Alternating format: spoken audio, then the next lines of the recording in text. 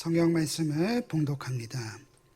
부당하게 고난을 받아도 하나님을 생각함으로 슬픔을 참으면 이는 아름다우나 죄가 있어 매를 맞고 참으면 무슨 칭찬이 있으리요. 그러나 선을 행함으로 고난을 받고 참으면 이는 하나님 앞에 아름다우니라. 이를 위하여 너희가 부르심을 받았으니 그리스도도 너희를 위하여 고난을 받으사 너희에게 본을 끼쳐 그 자취를 따라오게 하려 하셨느니라. 아멘. 오늘 말씀 제목은 하나님 앞에 아름다우니라. 도대체 하나님 앞에서 아름다운 것이 무엇일까요? 우리 모든 그리스도인들에게 고난이 유익이다라는 말을 잘 압니다. 내게 고난당하는 것이 유익이다. 장차 다가올 영광과 비교할 수 없다. 근데 문제는 그 답을 잘 풀 수 있는가?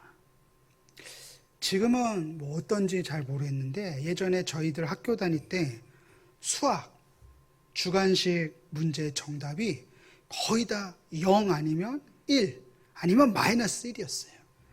그래서 저같이 문과에서 수학을 포기한 그 사람들은 막 찍을 때 나중에 그 0 아니면 1 아니면 -1 그리고 찍었던 기억이 납니다. 우리 그리스도인들에게 고난이 유익이라는 정답 너무나도 잘 알죠.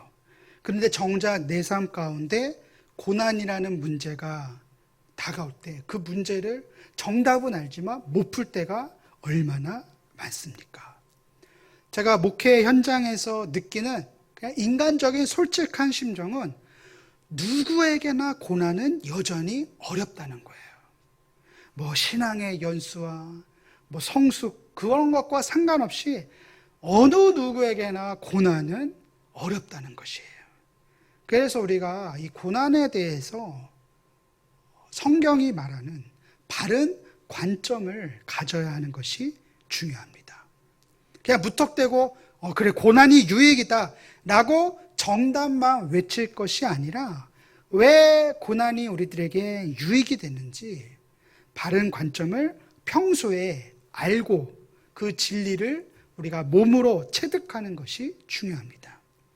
이 고난에 대한 바른 생각이 벗어났을 때, 고난을 우리가 오해할 때 우리는 하나님을 자칫 오해할 수도 있어요.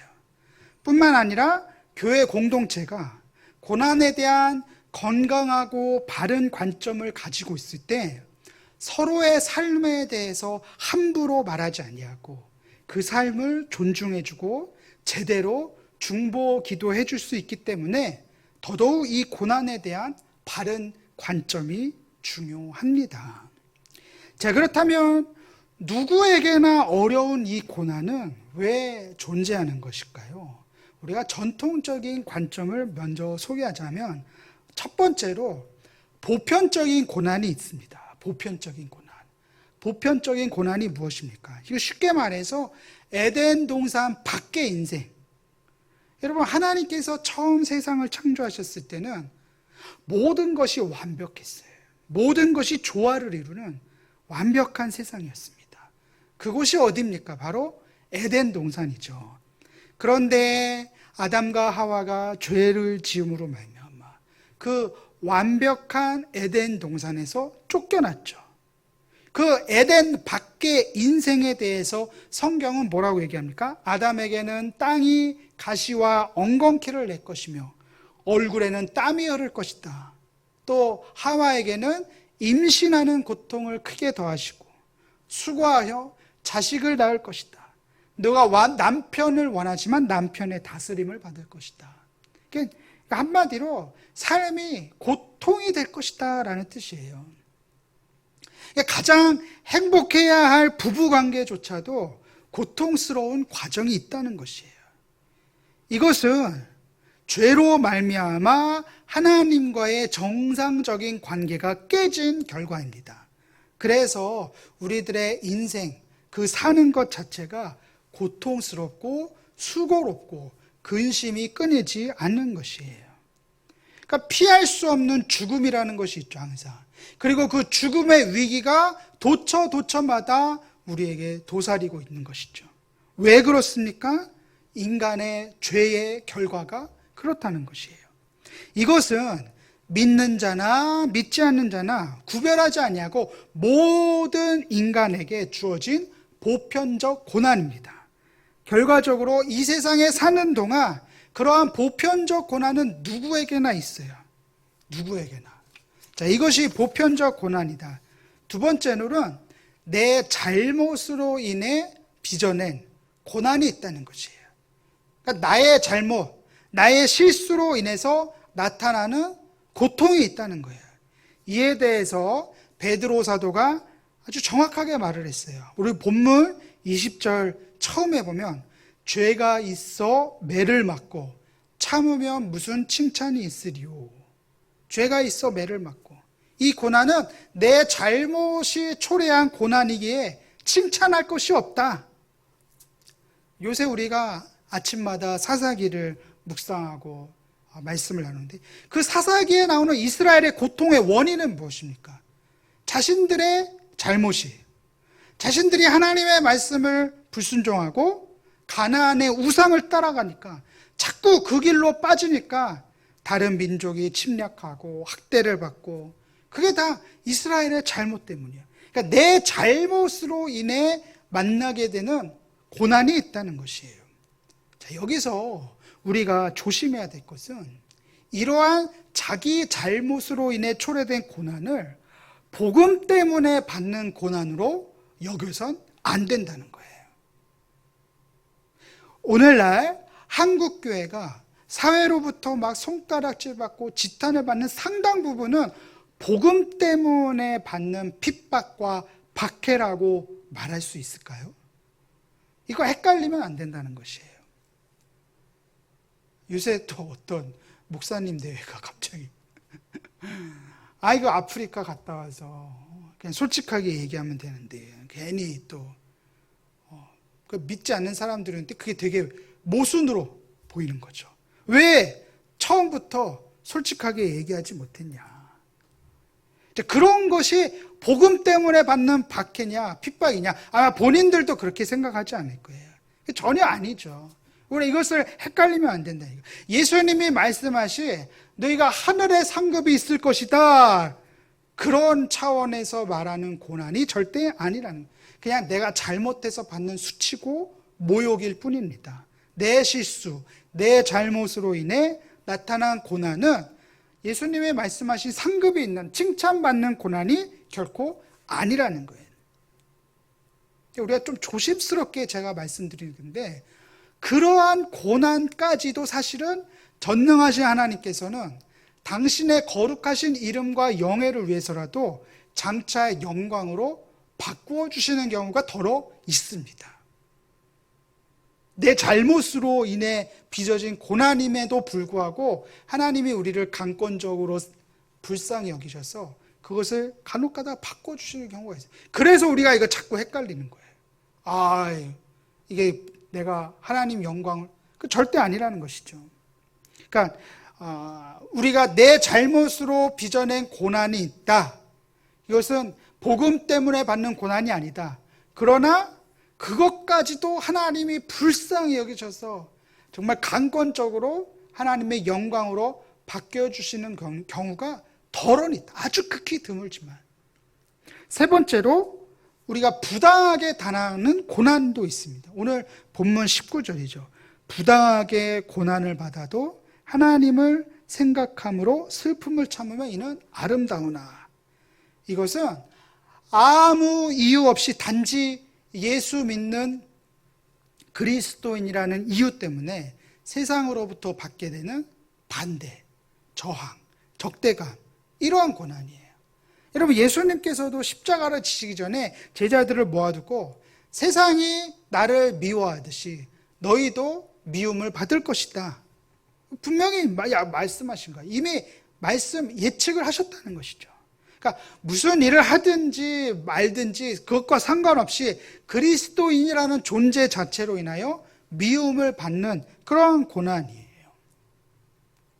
우리가 사실은 나의 의는 믿음으로 말미암아 살리라, 그게 굉장히 어렵다는 것을 우리는 이 고난을 통해서 알게 되죠.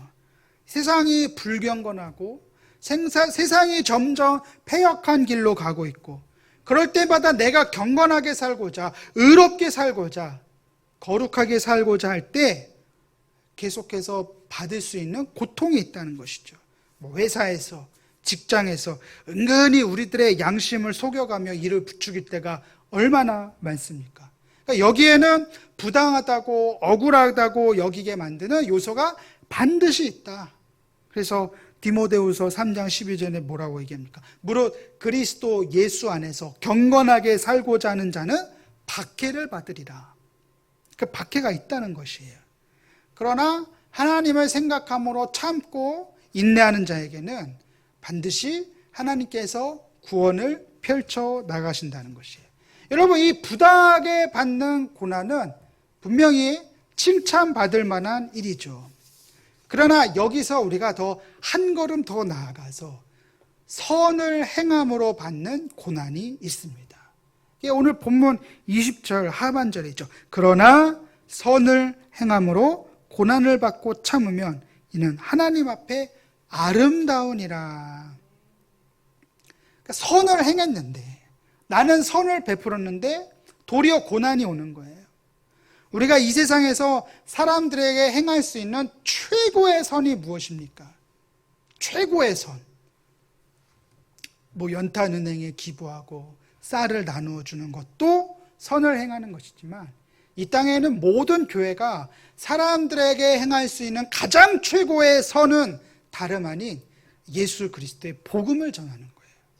그러니까 오늘 이 본문에 나타난 선을 행함으로 고난을 받는다, 여기서 말하는 선이란 바로 복음 때문에, 복음을 전하는 것 때문에 받는 고통, 고난이라는 것이죠.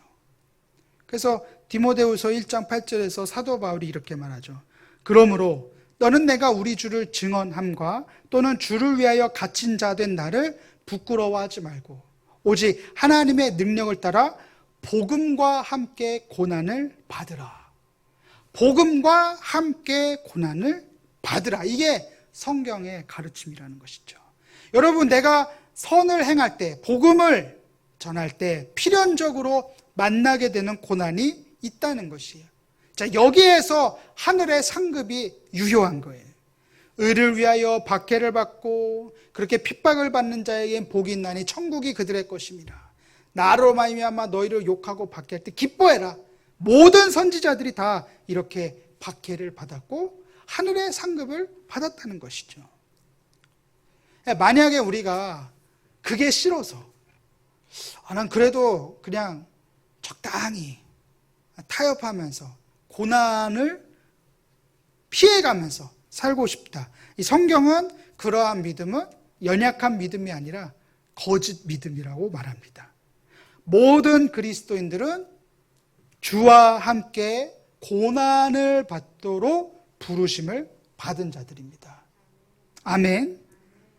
이것을 우리가 인정해야 돼요. 그래서 내가 그러한 고난이 올 때 예수님의 말씀이 위로가 돼야 되고, 그러한 고난이 왔을 때 그 고난을 이겨내고 참고 인내하게 만드는 믿음에 있어야 한다는 것이죠. 그러니까 이를 위하여 너희가 부르심을 받았으니 그리스도도 너희를 위하여 고난을 받으사. 그러니까 너희가 고난을 받는 것에 부르심을 받았는데 예수님도 그 고난 받으셨다. 그게 바로 예수님이 본을 보이신 것이다. 그러니까는 너희들이 당하는 그 고통, 그 고난이 곧 예수님을 닮아가고 있다는 증거다. 할렐루야. 여러분, 이것을 우리는 꼭 기억해야 합니다. 고난이 취사 선택할 수 있는 문제가 아니다. 자, 여기까지가 이제 전통적인 관점입니다. 여기서 마지막으로 한 가지를 더 말씀을 드리고 싶은데, 그것은 우리의 이성과 상식으로는 설명이 안 되는 고난이 있어요. 고난의 끝판왕. 복음 전하는 그런 것도 아니에요. 그러니까 내가 설명할 수 없어. 알 수 없어요. 욥의 경우가 그런 것이죠. 하나님을 잘 섬기는 욥이 그냥 까닭없이 고난이 왔어요. 자기 모든 재산이 한꺼번에 날아갑니다. 사랑하는 10명의 자녀가 같은 날 한꺼번에 다 죽습니다. 이 원인이 뭐냐? 그 원인을 계속 따지고 찾는 사람들이 욥의 친구들이잖아요. 그러니까 그 원인이 너의 죄 아니냐? 계속 그렇게 따지다가 하나님께 책망을 듣지 않습니까? 그리고 원인은 정확하게 말하자면 사탄과 하나님 사이에 내기가 있었어요. 속된 표현을 써서 죄송합니다만 하나님께서 욥의 신앙을 칭찬합니다. 야, 나를 섬기고 나를 믿는 저 욥과 같은 사람이 이 세상에 없다. 그러자 사탄이 그 신앙, 그 믿음 하나님이 축복해 주셔서 믿는 거 아닙니까? 하나님을 준동하죠. 그래서 그 축복을 걷어낸다면 욥이 하나님께 욕할 것입니다. 그래서 하나님이 그래 한번 네가 한번 해봐라. 단 그 몸은 건드리지 말아라. 그래서 그 전 재산 날라가고 자녀들이 다 죽고.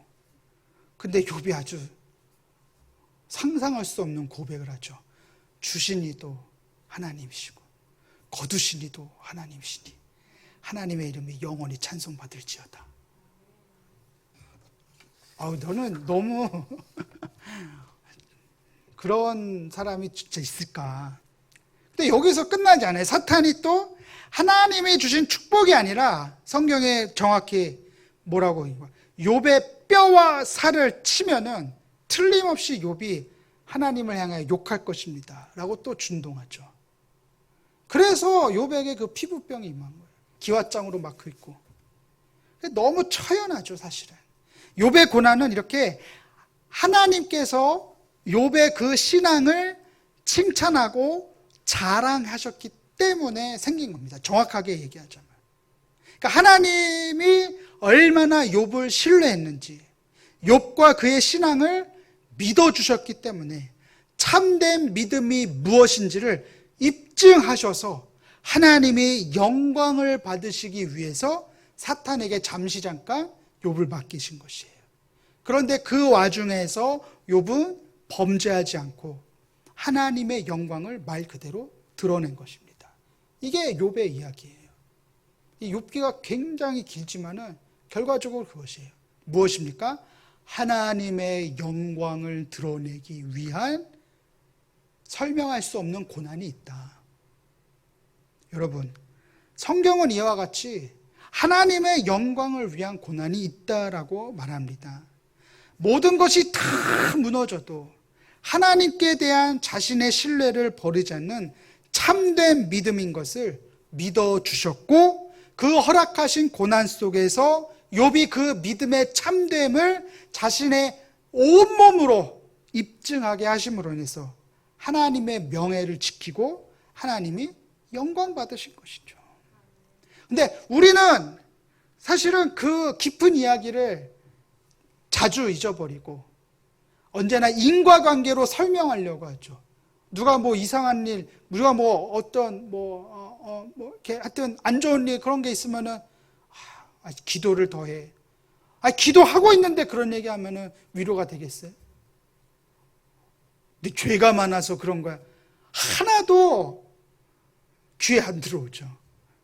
그 고난의 원인이 무조건 죄라고 하는 거. 그게 굉장히 얄팍한 신앙의 어떻게 보면은 수준을 말해주는 거예요. 그러면은 축복받는 게 다 무조건 하나님의 영광인가?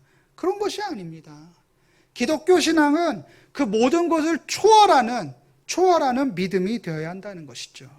사랑하는 성도 여러분, 하나님의 백성이 모든 삶의 자리에서 하나님을 향한 온전한 신뢰를 드러내는 일과 연결된 고난도 있다는 것이에요. 여러분, 이를 통해서 우리가 오늘 무엇을 깨달아야 됩니까? 하나님은 결코 자기 자녀들의 고난을 낭비하시진 않는다. 할렐루야. 하나님은 자기 자녀들의 고난을 결코 쓸데없이 허투루 그렇게 낭비하시지 않는다는 것이에요. 이 사실 하나만으로도 우리가 받는 위로가 무한한 위로가 되어야 할 줄로 믿습니다. 사랑하는 성도 여러분, 내 잘못 때문에 빚어낸 고난이든 하나님의 영광을 위한 고난이든 그리스도인들이 당하는 고난은 헛된 것이 전혀 없습니다.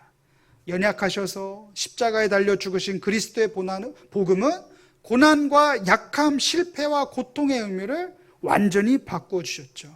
그래서 그리스도인들에게 고난과 약함, 실패와 고통은 더 이상 문제거리로만 인식되는 것이 아니라 하나님께서 당신의 영광을 드러내시기 위한 하나의 과정이고 방편이고 또한 우리의 믿음의 연단을 드러내는 거룩한 도구가 되는 것입니다. 사랑하는 성도 여러분, 여러분들의 인생의 목적이 정말 하나님의 영광을 위한 목적이라면 고난 받는 것을 두려워하지 마시고 그 고난 가운데서도 욥이 드렸던 고백, 주신 이도 하나님이시고 거두신 이도 하나님이시기 때문에 하나님이 영원토록 찬송을 받을지어다 라고 고백할 수 있는 복된 인생이 되시기를 주님의 이름으로 축복합니다. 기도하겠습니다. 하나님 아버지 감사합니다. 오늘 말씀을 통해서 하나님 앞에서 아름다운 것이 무엇인지 깨달았습니다. 우리 인생의 모든 목적이 하나님의 영광을 드러내기 위함이었고 그 영광을 드러내기 위해서 하나님이 우리를 믿어주시고 신뢰해 주셨기 때문에 우리가 당한 고난이 결코 헛되지 않다는 사실을 깨달으며 다시금 용기 얻고 일어날 수 있는 새 힘을 더하여 주시옵소서. 지금 고난 가운데 있는 자들에게 무한한 위로를 더하여 주시옵시고 그 고난이 결코 쓸데없고 허투루 낭비되는 것이 아니라 하나님의 영광을 드러내기 위한 과정이라는 것을 깨닫는 우리 광교순복음교회가 될 수 있도록 축복하여 주시옵소서. 모든 것 감사드리오며 예수님의 이름으로 기도드립니다. 아멘.